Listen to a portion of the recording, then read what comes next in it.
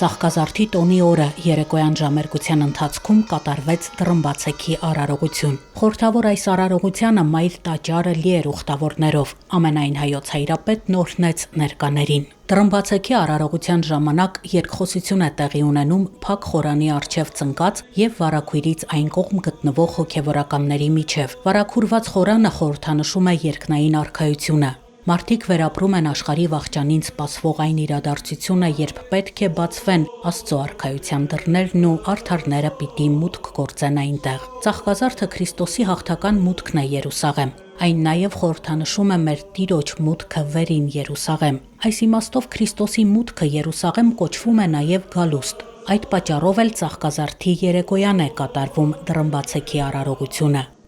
որը Քրիստոսի գալստյան օրինակն է ցույց տալիս։ Այս դուրը դիարներ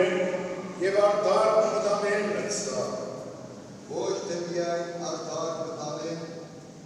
Բաց մեզ Տերընդ դուռն ողորմության, այս խոսքերով են դիմում Տիրոջը հուսացող բոլոր հոգիները։ Վարագույրից ներս գտնվող հոգևորականն արքայության դուռը մտնելու պայմաններն է առաջադրում։ Ծնկած հոգևորականները խորհրդանշում են ժողովրդին, այն մարդկանց, ովքեր մկրտված լինելով եւ քրիստոնյա լինելով փորձում են արժանանալ երկնքի արքայությանը։